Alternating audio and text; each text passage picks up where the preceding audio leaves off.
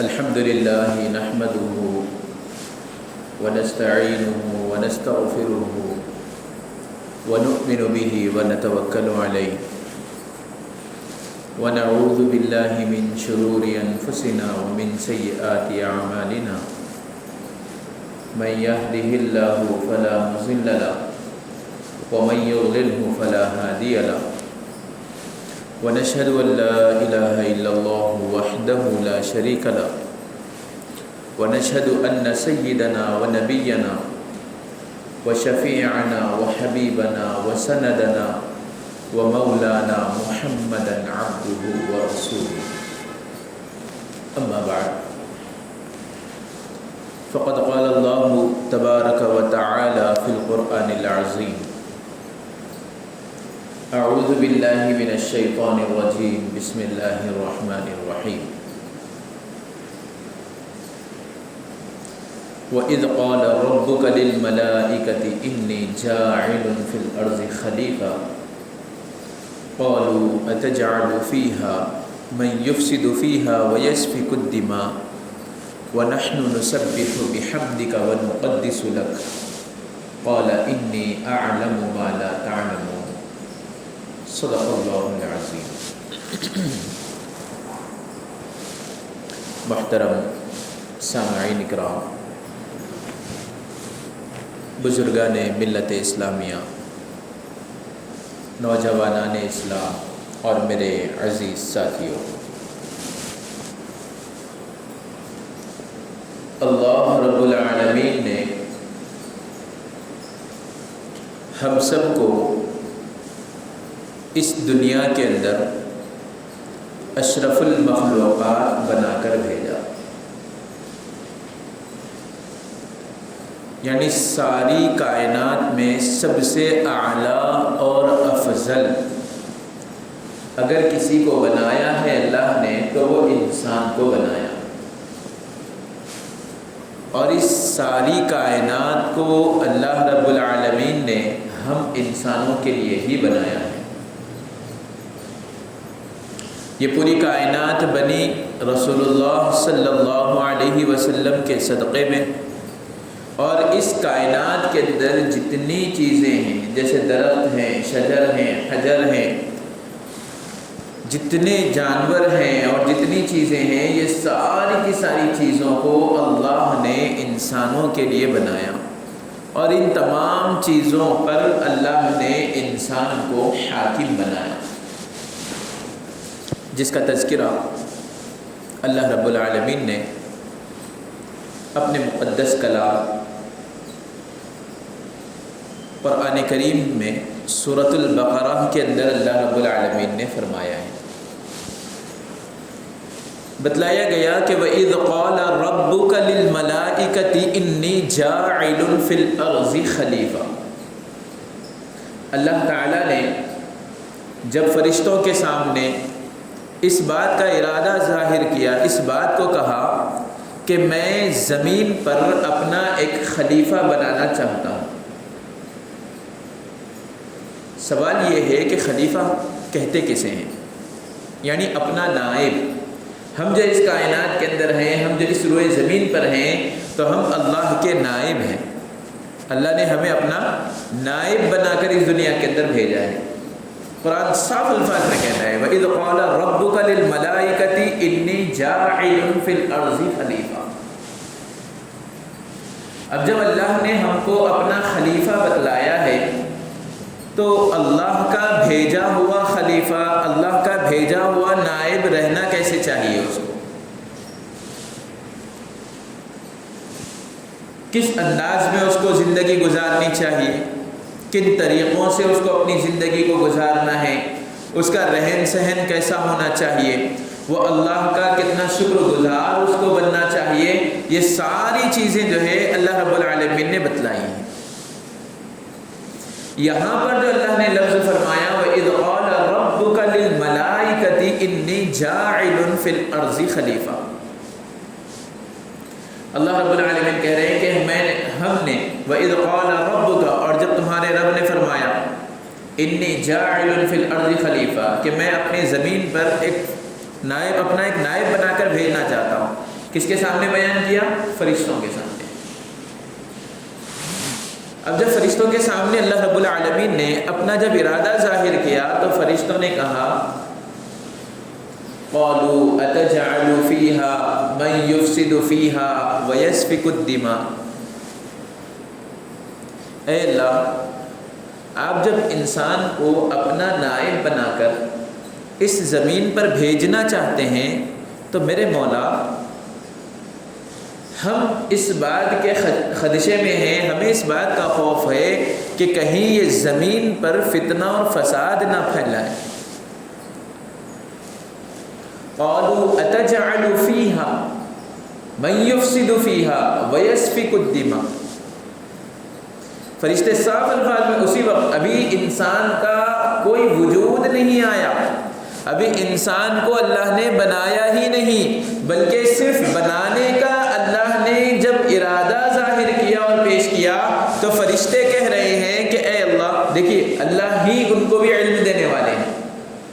تو ان کی زبان سے اللہ رب العالمین نے یہ الفاظ نکلوائے۔ وہ فرشتے کہنے لگے کہ اللہ اگر آپ ان کو زمین پر بھیجیں گے تو یہ اس روئے زمین پر آپس میں فتنہ اور فساد پیدا کریں گے اور آپس میں ایک دوسرے کا قتل و غارت گری اور خون بہائیں گے۔ کب کی بات ہے؟ یہ اس وقت کی بات ہے جب انسان کا کوئی وجود نہیں تھا۔ اتجعل فيها من يفسد فيها ويسفك الدماء، یہ لوگ جواب ان کو بھیجیں گے تو یہ فساد پیدا کریں گے اور ایک دوسرے کا خون بہائیں گے۔ اس کے بعد پھر فرشتوں نے اپنی بات بھی سامنے رکھی اور اپنی توجیہ کو انہوں نے پیش کیا کہ وَنَحْنُ نُسَبِّحُ بِحَمْدِكَ وَنُقَدِّسُ لَكَ، اے اللہ کیا ہم آپ کی تعریف کے لیے اور آپ کی پاکی بیان کرنے کے لیے کافی نہیں ہیں؟ بلکہ روایات کے اندر یہ بات آتی ہے، احادیث کے اندر یہ بات آتی ہے کہ اللہ کے رسول صلی اللہ علیہ وسلم نے فرمایا کہ فرشتوں کو اللہ رب العالمین نے جن کو اپنی عبادت پر معمور کیا ہے، لگا رکھا ہے، ان لوگوں کا کام صرف اور صرف یہ ہے کہ قیامت تک وہ اللہ رب العالمین کی صرف اور صرف عبادت ہی کرتے رہے۔ بعض روایات کے اندر یہ بات آتی ہے، احادیث کے اندر یہ بات آتی ہے، اللہ کے رسول صلی اللہ علیہ وسلم فرماتے ہیں کہ اگر کہ کوئی فرشتے کو اللہ نے حکم دیا کہ قیام میں ٹھہرے رہنا ہے اور قیام میں یعنی کھڑے ہو کر میری تسبیح بیان کرنا ہے، تو بتلایا گیا کہ وہ قیامت تک کھڑا ہو کر اللہ کی تسبیح بیان کرتا رہے۔ اگر کسی سے کہہ دیا گیا کہ رکوع میں جا کر تم کو تسبیح کرنا ہے تو قیامت تک وہ رکوع میں رہے گا، سجدہ وہ نہیں کرے گا، رکوع میں ہی وہ اللہ کی تسبیح بیان کرتا رہے گا۔ اور اگر اللہ کسی کو کہہ دے کہ سجدے میں تم کو نہیں میری تسبیح بیان کرنی ہے اور اس کو اس پر معمور کر دیا اللہ نے، تو وہ قیامت تک سجدے میں ہی اللہ کی تسبیح بیان کرتا رہے گا، وہ قیامت تک سجدے سے اٹھے گا ہی نہیں۔ اندازہ لگائیے آپ کب سے دنیا بنی ہے اور کب تک دنیا چلے گی، اس کا ہم میں سے کسی کو اندازہ نہیں، نہ ہم اس بات کو جاننے والے ہیں اور نہ سائنس جو ہے اس کے اوپر تحقیق کر کے کچھ بتا سکتی۔ اللہ ہی بہتر جانتا ہے کہ دنیا کب قائم ہوئی اور یہ دنیا کب ختم ہوگی، لیکن فرشتوں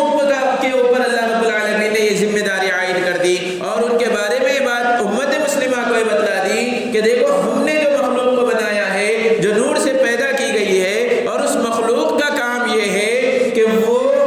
جب سے بنی ہے تب سے لے کر اس کے ختم ہونے تک وہ جس حالت میں ہم نے اس کو اپنی عبادت کا حکم دیا ہے اس کو اسی حالت میں عبادت کرنا ہے۔ تو فرشتوں کا یہ جواب بھی جائز تھا، وَنَحْنُ نُسَبِّحُ بِحَمْدِكَ وَنُقَدِّسُ لَكَ، کہ اللہ کیا ہم کافی نہیں ہیں آپ کی عبادت کے لیے، آپ کی تسبیح بیان کرنے کے لیے؟ اللہ تو اللہ ہی ہیں، ان کا علم اور ان کا پر مقام اور مرتبہ نہ اس جیسا کوئی تھا، نہ اس جیسا ہے اور نہ کوئی اس جیسا ہو سکتا ہے۔ تو یہاں پر اللہ رب العالمین نے اس کے بعد فرمایا قال انی اعلم ما لا تعلمون، اے فرشتوں یہ جو تم اعتراض کر رہے ہو کہ جو میں نے ارادہ ظاہر کیا کہ اس دنیا میں اپنا ایک خلیفہ پیش کروں گا اور بناؤں گا، تو تم اس کے اوپر جو اعتراض کر رہے ہو کہ یہ دنیا میں آ کر فتنہ اور فساد پھیلائیں گے، قتل و غارت گری کریں گے، ایک دوسرے کا خون بہائیں گے، کہ اے اللہ کیا ہم آپ کی عبادت کے لیے کافی نہیں ہیں جو آپ اس بشر کو بنا رہے ہیں، انسان کو بنا رہے ہیں؟ تو اللہ رب العالمین نے اس کے بعد ان کے ان اعتراضات پر جواب دیا کہ قال انی اعلم ما لا تعلمون، اے فرشتوں جو چیز میں جانتا ہوں وہ تم نہیں جانتے۔ اب جب اللہ کا حکم تھا فرشتے خاموشی اختیار کر گئے۔ اس کے بعد پھر اللہ رب العالمین نے انسان کو، حضرت آدم علیہ السلام کو بنایا۔ پھر اس کے بعد اللہ رب العالمین نے ان کو بہت ساری چیزوں کا علم سکھایا، جس کا تذکر اللہ نے آگے فرمایا وَعَلَّمَ آدَمَ الْأَسْمَاءَ كُلَّهَا ثُمَّ عَرَضَهُمْ عَلَى الْمَلَائِكَةِ فَقَالَ أَنبِئُونِي بِأَسْمَاءِ هَؤُلَاءِ إِن كُنتُمْ صَادِقِينَ۔ پورے 15 لائن کا صفحہ ہے، اس پورے 15 لائن کے اندر اللہ رب العالمین نے حضرت آدم علیہ السلام کے وجود کا اور اس وقت میں واقعات جو پیش آئے اس کا تذکرہ اللہ نے قرآن کریم کے اندر کر دیا۔ جب فرشتوں نے اعتراض کیا کہ اللہ کیا ہم آپ کی عبادت کے لیے کافی نہیں ہیں، اللہ نے فوراً جواب دیا انی اعلم ما لا تعلمون، جو چیز میں جانتا ہوں وہ تم نہیں جانتے۔ اس کے بعد اللہ نے حضرت آدم علیہ السلام کو بنایا۔ پھر بنانے کے بعد اللہ رب العالمین نے ان کو بہت ساری چیزوں کا علم سکھایا، وَعَلَّمَ آدَمَ الْأَسْمَاءَ، اور بہت ساری چیزوں کے نام اللہ نے ان کو سکھائے، علم سکھایا۔ تو یہاں پر بھی ایک بات دیکھنے میں یہ آئی کہ دنیا کے اندر جو انسان کے لیے سب سے اہم اور ضروری چیز ہے وہ ہے اس کا علم۔ علم کا سیکھنا ہر مسلمان کے لیے ضروری ہے۔ آپ چاہے دنیاوی علم سیکھو، چاہے آپ دینی علم سیکھو، لیکن علم کا آنا اس کے لیے ضروری ہے۔ اسی لیے قرآن کریم کے اندر اللہ رب العالمین نے جب محمد عربی صلی اللہ علیہ وسلم پر سب سے پہلی آیتیں جو وحی کی نازل فرمائی وہ بھی علم سے ہی متعلق فرمائی۔ اقرأ، پڑھیے۔ پڑھو کا کیا مطلب؟ انسان پڑھے گا، علم سیکھے گا تو اس کی دنیا بھی سنورے گی اور آخرت بھی سنورے گی۔ اقرأ بسم ربک الذی خلق خلق الانسان من علق اقرأ وربک الاکرم الذی علم بالقلم علم الانسان ما لم یعلم۔ تو یہاں پر سے ایک بات یہ بھی پتہ چلی کہ علم کا سیکھنا ہر مسلمان کے لیے ضروری ہے۔ اللہ کے رسول صلی اللہ علیہ وسلم نے صاف الفاظ میں امت کو مخاطب کر کے فرمایا کہ طلب العلم فریضۃ علی کل مسلم و مسلمہ، ہر مسلمان مرد اور عورت پر علم دین کا سیکھنا لازم اور ضروری ہے۔ آج اگر ہم اپنی زندگیوں کا جائزہ لیں تو ہم علم سے کوسوں دور ہیں، نہ ہمارے پاس ڈھنگ سے دنیاوی علم ہے، نہ ہمارے پاس ڈھنگ سے دینی علم ہے، ہم علم سے بالکل بے خبر ہیں۔ خیر، تو یہاں پر اللہ رب العالمین نے حضرت آدم علیہ السلام کو چند چیزوں کے اور ان نام سکھائے اور ان کو علم سکھایا، اور اس کے بعد ان کو فرشتوں کے سامنے پیش کر دیا۔ وَعَلَّمَ آدَمَ الْأَسْمَاءَ كُلَّهَا ثُمَّ عَرَضَهُمْ عَلَى الْمَلَائِكَةِ فَقَالَ أَنبِئُونِي بِأَسْمَاءِ هَؤُلَاءِ إِن كُنتُمْ صَادِقِينَ۔ جب فرشتوں کے سامنے حضرت آدم علیہ السلام کو پیش کیا گیا تو اب حضرت آدم علیہ السلام کا اور فرشتوں کا ایک مناظرہ ہوا۔ فرشتے کسی چیز کا نام پوچھتے، حضرت آدم علیہ السلام اس کو فوراً بتاتے، وہ سوالات کرتے، حضرت آدم علیہ السلام ان کو جواب دیتے، وہ چیزیں بتا کر پوچھتے کہ اس کا نام کیا ہے، حضرت آدم علیہ السلام اس کا تذکرہ کرتے اور اس کا نام بتاتے اور اس کی وجوہات بتاتے۔ یہ سارا کا سارا معاملہ چلتا رہا۔ وعلم آدم الأسماء كلها ثم عرضهم على الملائكة فقال أنبئوني بأسماء هؤلاء إن كنتم صادقين۔ یہاں حضرت آدم علیہ السلام نے ان تمام چیزوں کے سچ باتیں اور جو خبریں ان کو دینی تھی وہ ساری کی ساری خبریں، سچی خبریں ان کو عطا کر بتلا دی فرشتوں کے سامنے۔ اس کے فوراً بعد فرشتوں نے کہا قالوا سبحانك لا علم لنا الا ما علمتنا انك انت العزیز الحکیم۔ فرشتوں نے اعتراف کر لیا کہ اے میرے مولا، اے کریم کہی تھی، ہمارا جو اعتراض تھا وہ غلط تھا، آپ نے جو بات کہی تھی وہ یہ کہ قال انی اعلم ما لا تعلمون، جو چیز میں جانتا ہوں وہ تم نہیں جان سکتے، اے اللہ آپ نے جو جانا وہ بہترین جانا ہے، اور آپ نے حضرت آدم علیہ السلام کو ہمارے سامنے پیش کر کے ہمارے دلوں کو اطمینان عطا کر دیا۔ قالوا سبحانك لا علم لنا الا ما علمتنا انك انت العزیز العلیم الحکیم، اے اللہ آپ کی ذات پاک ہے، آپ ہر عیب سے پاک ہے، یقیناً ہم کم علم والے تھے اور ہم اس چیز کو نہیں جانتے تھے جس کو آپ جان سکتے ہیں، اور بے شک آپ بڑے حکمت والے اور زبردست ہیں۔ یہ اعتراف فرشتوں نے کر دیا۔ اب جب یہ اعتراف ہو گیا فرشتوں کے سامنے، اللہ رب العالمین نے حضرت آدم علیہ السلام کے علم کو پیش کر دیا، اور پھر انسان کو جو اپنا نائب بنا کر اس دنیا میں بھیجنے کا جو وعدہ اور جو ارادہ ظاہر کیا تھا، جب اس پر فرشتے بھی قائل ہو گئے تو پھر فوراً اللہ رب العالمین نے فرمایا وَإِذْ قَالَ رَبُّكَ لِلْمَلَائِكَةِ اسْجُدُوا لِآدَمَ فَسَجَدُوا إِلَّا إِبْلِيسَ، اللہ نے فوراً فرمایا کہ فرشتوں اب آدم کو سجدہ کرو۔ اب حضرت آدم علیہ السلام کو جو فرشتوں نے سجدہ کیا، اور سوائے ابلیس کے سارے فرشتے حضرت آدم علیہ السلام کے سامنے سجدہ ریز ہو گئے۔ وَإِذْ قَالَ رَبُّكَ لِلْمَلَائِكَةِ اسْجُدُوا لِآدَمَ فَسَجَدُوا إِلَّا إِبْلِيسَ أَبَى وَاسْتَكْبَرَ وَكَانَ مِنَ الْكَافِرِينَ۔ جب شیطان نے سجدہ کرنے سے انکار کر دیا تو اللہ رب العالمین نے اس کو کفار و مشرکین میں انکار کرنے والوں میں اللہ نے شامل کر دیا۔ پھر اس کے بعد کے واقعات تو آپ جانتے ہیں کہ پھر اللہ رب العالمین نے شیطان کو جو جنت سے نکال دیا، پھر اس روئے زمین پر وہ آیا اور بھرپور اس نے کوشش کی اور یہ عہد کیا کہ میں آدم کی اولاد کو بہکاؤں گا۔ کئی مفسرین نے جو ہے یہاں پر یہ باتیں لکھی ہیں کہ شیطان کو جب جنت سے نکالا گیا اور اس سے وجہ پوچھی گئی کہ تم نے آدم کو سجدہ کیوں نہیں کیا، تو اس نے کہا کہ اللہ تو نے مجھے آگ سے بنایا ہے اور آدم کو آپ نے مٹی سے بنایا، اور مٹی کی خاصیت یہ ہے کہ وہ نیچے کی طرف جائے اور آگ کی خاصیت یہ ہے کہ وہ اوپر کی طرف جائے، تو لہٰذا چاہیے تو یہ ہے کہ میں آدم سے افضل اور اعلیٰ ہوں۔ یہاں اس کے اندر تکبر آیا اور اس کی وجہ سے اللہ نے اس کو رسوا اور ذلیل کر دیا۔ آدم کو چاہیے کہ وہ مجھ کو سجدہ کرے، نہ کہ میں آدم کو سجدہ کروں۔ یہاں شیطان کو چاہیے تو یہ تھا کہ بھئی اس کے اندر جو صفات تھی وہ تھی اپنی جگہ پر، لیکن جس نے بنایا ہے اس کو، اس رب العالمین کا حکم تھا، اس کو چاہیے تو یہ تھا کہ وہ آدم کو سجدہ کر لیتا، لیکن اس نے اپنی ہٹ دھرمی اور انانیت اور ضد کی وجہ سے، اپنے تکبر کی وجہ سے اور اپنے علم پر گھمنڈ کی وجہ سے جب اس نے آدم کو سجدہ کرنے سے انکار کر دیا تو اللہ نے اس کو کفار و مشرکین میں شامل کر دیا، انکار کرنے والوں میں شامل کر دیا۔ ابا واستکبر وکان من الکافرین، قیامت تک کے لیے وہ جو ہے کفر کرنے والوں میں، انکار کرنے والوں میں شمار ہو۔ وجہ کیا بنی؟ ایک سجدہ۔ کیا تھا؟ ایک سجدہ۔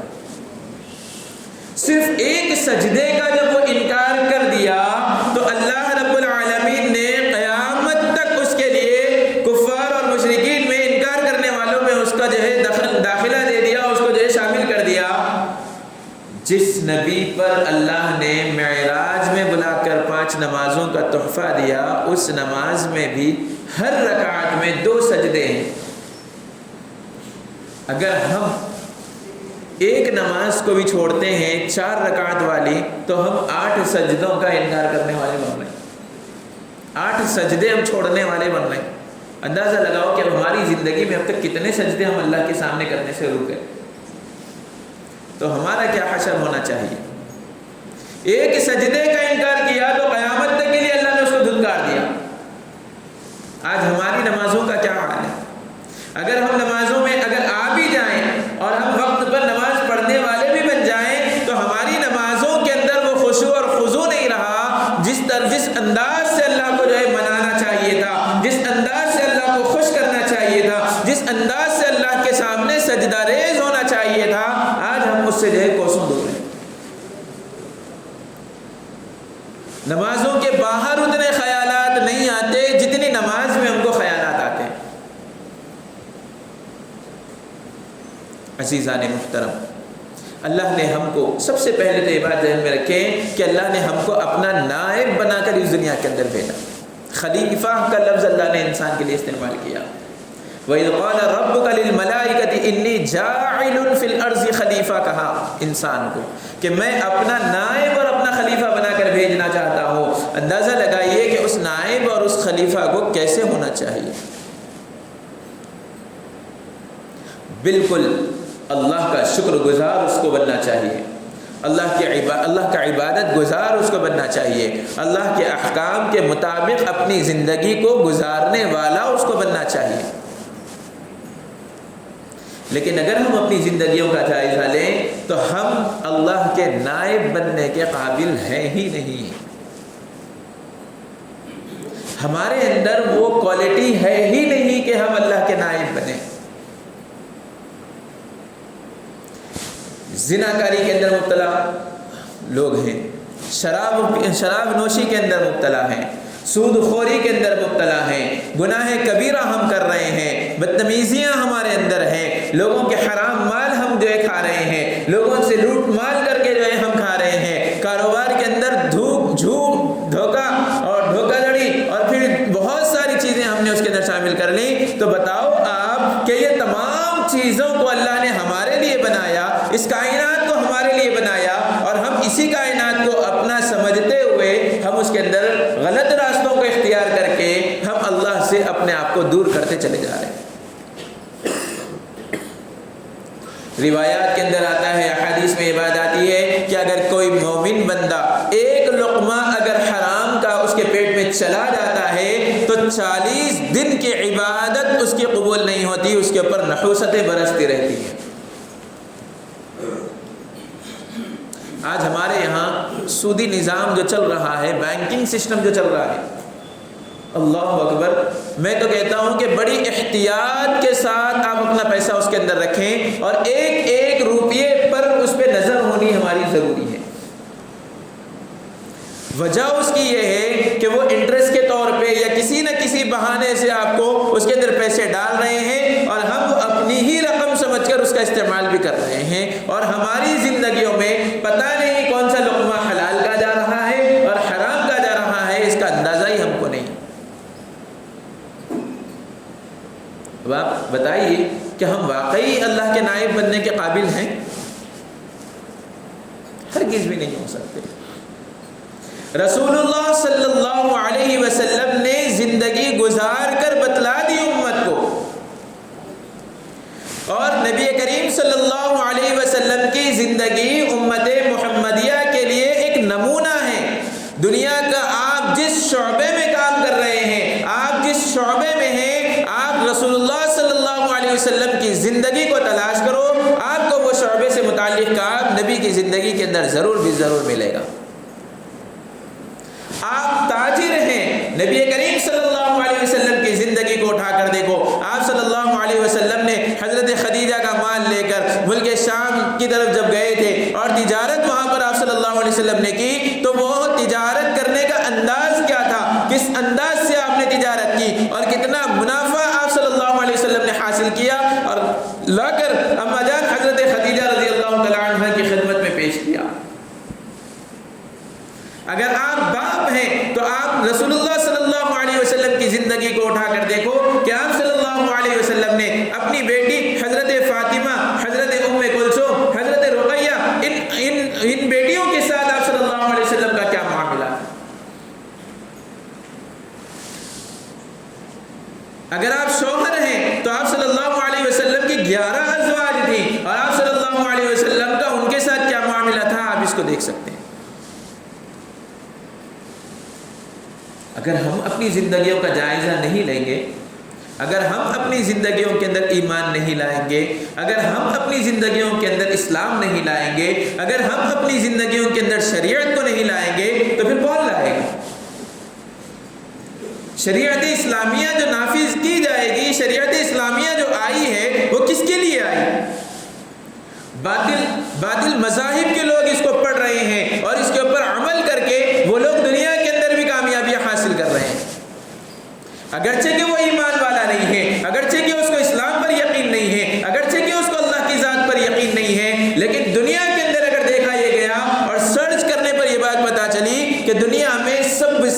زیادہ قرآن کریم کی تلاوت کرنے والا اگر کوئی مذہب ہے تو وہ یہودی مذہب ہے جو قرآن کریم کی تلاوت سب سے زیادہ کرتا ہے،